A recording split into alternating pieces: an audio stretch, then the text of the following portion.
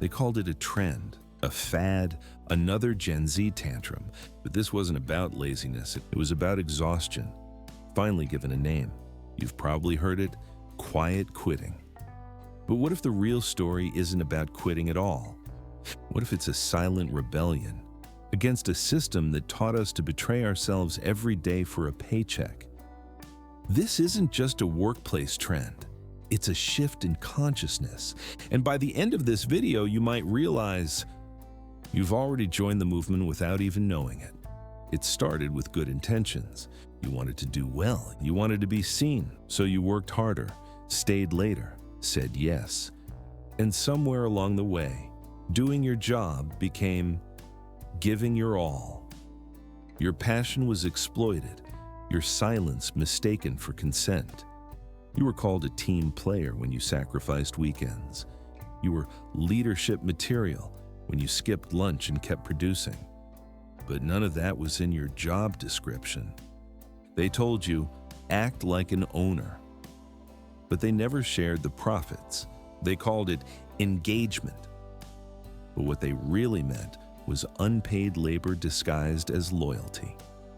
Somewhere, someone convinced us that hustling would save us, that if we just worked a little harder, pushed a little further, we'd break through. So we bought in. We read the productivity books. We turned our planners into therapy. We believed that being tired meant we were doing it right. But the hustle never delivered what it promised.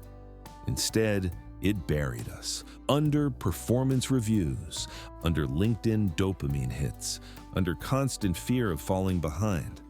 Hustle culture was never about freedom. It was always about control, keeping you too busy, too tired, and too distracted to ask why. And now, more and more people are waking up to the truth. You weren't burned out because you're weak. You were burned out because you were being used. Here's the hardest part to admit. You stayed because you believed they cared. Maybe your boss once said you had potential. Maybe you were told, we're family here.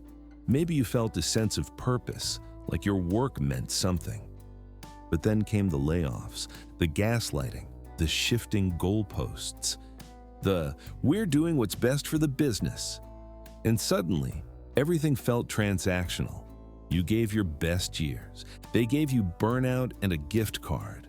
You stayed late out of loyalty, but loyalty was never mutual.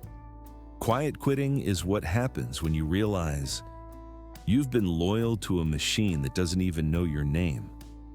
Then came the pandemic, and for the first time, people stepped away from the noise.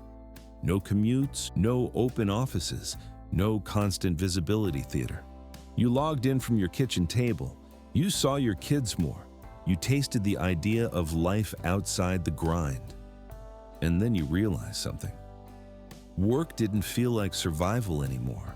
It felt optional, negotiable.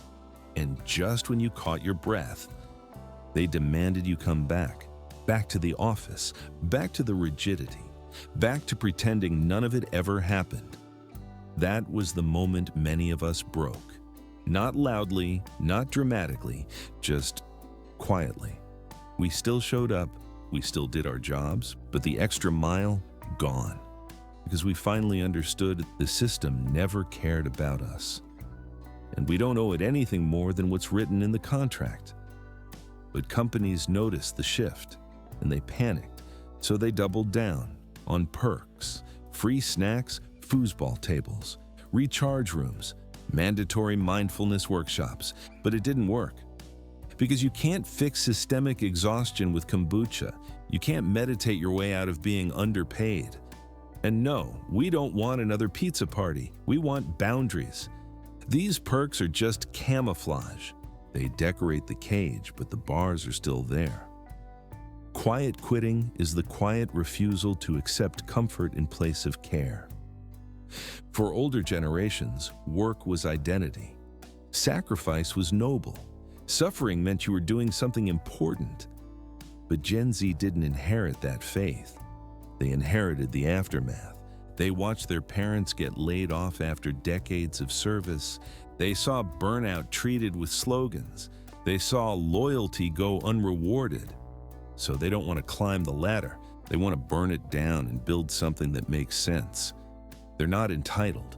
They're just unwilling to be exploited for a handshake and a hollow promotion, and while the media paints them as soft, what they really are is clear-eyed.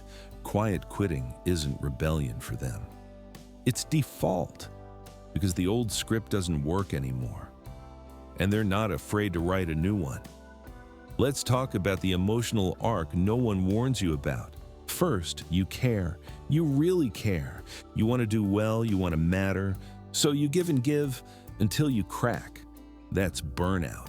Then comes the bitterness, the resentment, the anger at yourself for staying too long, at others for not noticing, at the system for chewing you up and calling it growth.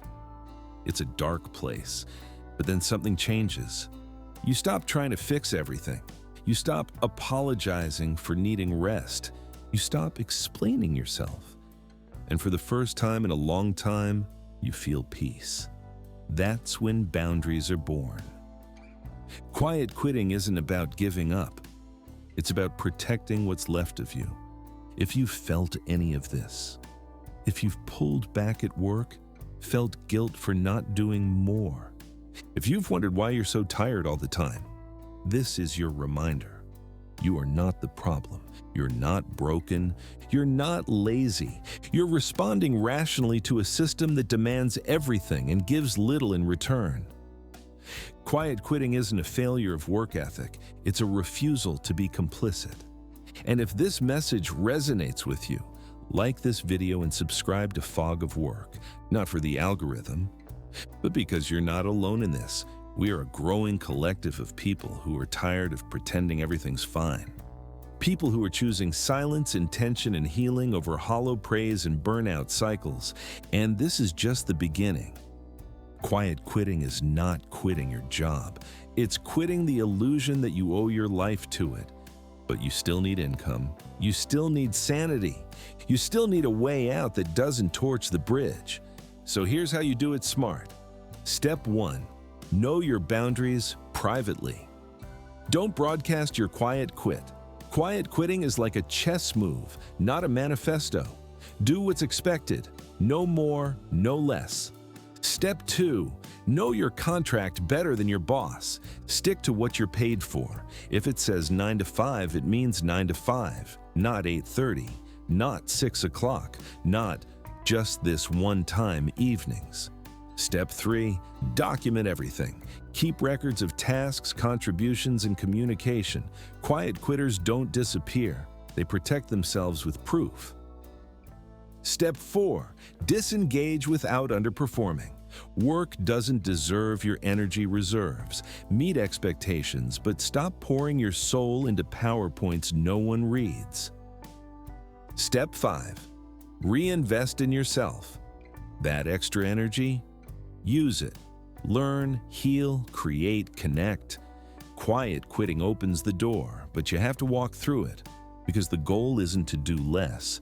The goal is to do enough and live more. Think like an owner. Be a rock star. Go above and beyond. You're part of the family. It all sounds nice, but let's call it what it is: emotional manipulation. They don't mean act like an owner. Owners get profits. They don't mean we're a family. Families don't lay you off with 2 weeks severance. They don't mean go above and beyond. They mean do more for free. Quiet quitting disrupts this language. It breaks the trance, because once you stop internalizing their words, you stop feeling guilty for setting boundaries. The leash is made of language. Quiet quitting is the moment you cut it. Let's talk about the silent shame behind burnout. You were told it was you, that you weren't tough enough, that you needed to manage your time better, that maybe you just weren't cut out for the job. But burnout isn't caused by weakness. It's caused by chronic betrayal of your needs, and corporations depend on that betrayal. They praise you for being resilient while piling on more work. They offer yoga classes while doubling your deliverables. Burnout isn't a bug in the system, it's a feature. Because tired people don't rebel, they just survive. Quiet quitting is the refusal to keep burning for a system that treats exhaustion like loyalty. For decades, we were taught that work is sacred. Your job was your identity, your boss, a kind of priest.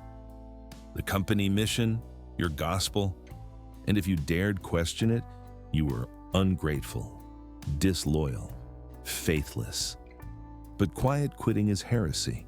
It's refusing to worship at the altar of productivity. Because work isn't sacred, it's an exchange. You give time, they give money. End of sermon. When you start seeing work as a transaction, not a calling, you finally reclaim your ability to say no. And in that small word lies something holy: self-respect. And now, just as we've started pushing back, a new player enters the game: AI. Suddenly, machines are doing the writing, the coding, the analysis. And what do companies do? Cut staff, raise expectations, pocket the savings. I was supposed to make work easier. Instead, it made your job harder because now you're expected to do more in less time with AI's help. You're not a slacker for disengaging. You're a realist in a system that uses technology not to empower you, but to replace you. Quiet quitting is the human firewall. It's the reminder that just because the machine can work 24/7 doesn't mean you should. There's a scene in The Matrix where the boy says, "There is no spoon." The point wasn't about spoons. It was about seeing through the illusion. That's what quiet quitting does. You realize productivity is not morality. Busyness is not meaning. Overwork is not honor. You see that the rules, stay late, say yes, smile through the pressure, were invented not for your growth, but for their gain. And once you see it, you don't forget, you still do the job. But the part of you that believed, that part quietly slips away. Let's imagine what comes next. A world where enough is a goal, not a failure. Rest is a right, not a reward. Work is a part of life, not life itself. People are leaving jobs not just for pay, but for peace. They're building slower lives, taking pay cuts to reclaim their evenings, refusing promotions that come with 80-hour weeks. Quiet quitting isn't an end, it's a beginning. A fork in the road. One direction leads to collapse, the other to something more sustainable, more sane. We're not chasing freedom anymore. We're choosing it. So if you've pulled back, if you've started doing less, questioning more, prioritizing yourself, you're not broken. You're brave. Quiet quitting isn't about rebellion. It's about return to your time, your mind, your power. You don't owe your company your nights. You don't owe your job your identity. You don't owe anyone your life. And here on Fog of Work, we don't shame people for protecting their peace. We don't worship grind culture. We don't romanticize sacrifice. We name the machine. We shine a light, and we clear the fog. If this message hit home, leave a comment. Have you quiet quit? What changed in you? I want to know every story. And if you're ready to go deeper, check out the other videos on this channel. They're not just content. They're a quiet kind of clarity. We're not just telling stories, we're clearing the fog together.